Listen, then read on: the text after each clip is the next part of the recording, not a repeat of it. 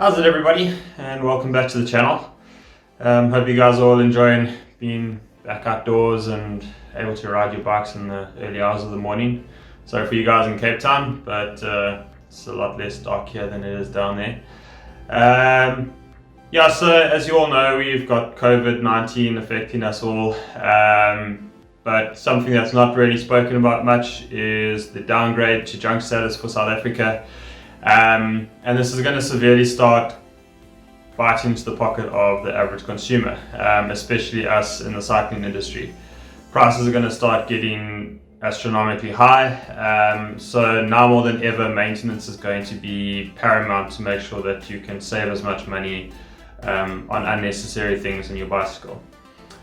So today we're going to be going through how to service bottom brackets, any type of bearing on your bike, whether it's your wheels, your jockey wheels, your bottom brackets like I mentioned, headset bearings, just to try and get the most out of them that you possibly can. I was doing this with a bottom bracket that I ran for about 2 or 3 years, and I still have it on one of my bikes at the moment, and it's still pretty smooth. So as long as you don't have any pitting in the bearing, this is quite a simple type of maintenance that anybody can do at home, and you can get some really great miles out of your bike, and chances are if you use the right type of grease you can probably save some power as well, because it makes the bearings run a little bit better. So let's get stuck into it. Cool. On the onset, you will need whatever whatever bearing that you're going to be maintaining, whether it be your bottom bracket or bearings in a hub, your jockey wheels. You just need to get them out of your bike and ready for the cleaning process. You'll need a sharp implement. I have a Stanley knife, but you can use a sharp screwdriver, preferably the sharper the better, because you'll do less damage to the seals, well, potentially do less damage to the seals. You'll need whatever grease that you're going to be using, preferably a low friction grease, just so that makes riding your bike a lot easier. And you will need a brush or something just to help you with the cleaning process. Then you're going to need 2 different types of cleaning products. I have Paraffin here and Acetone. You can probably start off with the Paraffin, we'll get into that later, and we finish with the Acetone. So if you have old Paraffin that you've used to clean your chain, that's also fine. Just the Acetone would probably need to be as clean as possible. And then finally, just some paper towel or an old t-shirt or piece of cloth, just something to help with wiping everything down at the end. You'll also need some containers for your separate degreasers that you're going to be using. Cool. The first step in this process is you want to remove slide your Stanley knife under the seal, and you just want to pop those seals off both sides of the bearing.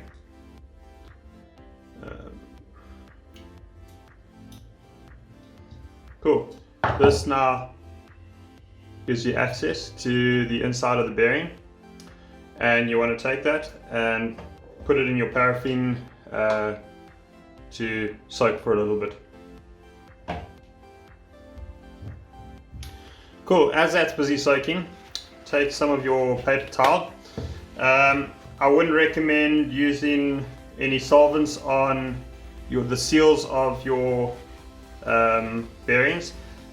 The solvents tend to break down the rubbers, and after a while pretty much dissolves them to nothing, at which point they're pretty useless and you'll have to replace your bottom bracket a lot sooner. So just wipe the seals down, make sure that you get rid of any muck or any dirt or any old grease that may be there,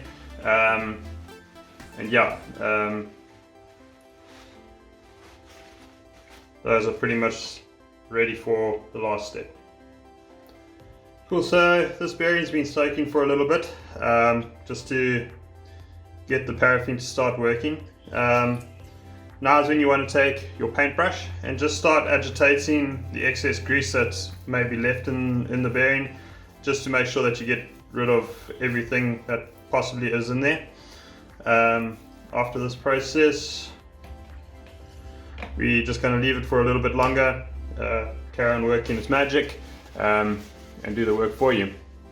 Cool, so this bearing's been soaking for quite a bit. visually I can't see any grease left in the bearing.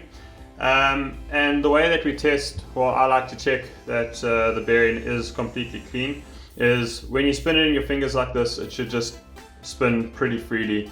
It'll sound kind of dry, for use of a better word, and that pretty much means that your bearing is clean and ready for the next process.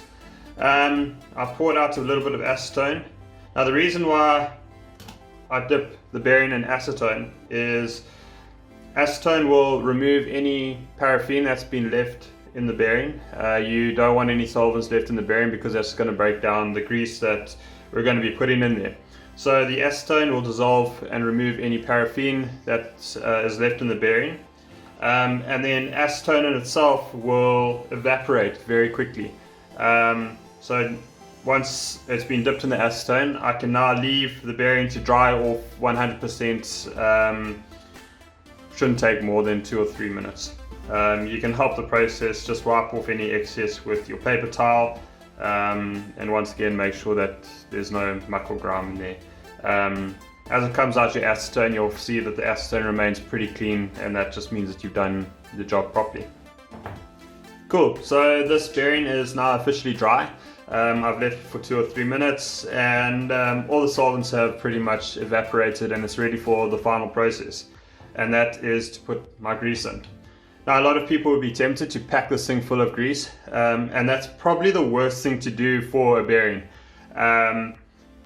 By packing it full of grease, you're preventing the balls in the bearing from rotating, at which point they slide, and this will eventually create a flat spot on the bearing, well, on the ball of the bearing, and yeah, that will reduce its effectiveness, and you're no longer riding with bearings in your bike and they're all just bushes. It's less efficient, you will wear out the bearing prematurely, and yeah, it pretty much means that this is all a waste of time. So ideally what you want to do is probably between a 50 to 75% full on your bearing. The more often you do this, the less grease you can probably put in, because what happens is as you're riding, the grease will heat up and become more viscous, and that way it'll coat each bearing. So you don't have to really pack too much grease in here. I'm going to go with a 75% full on my bearing, which means I shall probably just stop round about there. Once the grease is in the bearing, you can then place your seal back on. Okay, now you want to make sure that these seals are back in properly, so I like to just take my paper towel that I've been using and just rub it around the circumference of the bearing. Just ensures that the seals have been re-engaged with the bearing. Cool, and then don't forget to do the other side and just press that bearing, the seal back into into the bearing. Can do my same trick and just make sure that everything's in there properly. Cool, and bearing is ready to be placed back into the bike. And yeah, you can do this fairly regularly. The more often you do it, the longer your bearing will probably last. But while it's all disassembled, just check the bearing for any pitting in the race or any chipped bearings. If any of that has happened, then it's probably time to start looking at buying a new bearing for your bike. It happens from time to time. The shock loads tend to chip the bearings, and yeah, at that point the bearing's pretty much toast, and you'll have to buy a new one, unfortunately.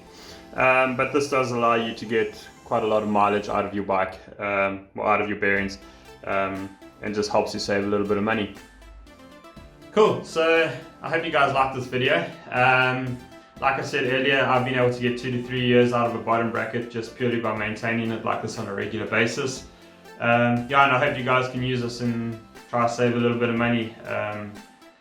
Yeah, so if you like the videos that we post, please subscribe to our channel. We really appreciate the support. And if you like this video, please hit that thumbs up button at the bottom. We really do appreciate it. Cool. Hope you guys enjoy riding outdoors again. We'll chat to you soon. Bye.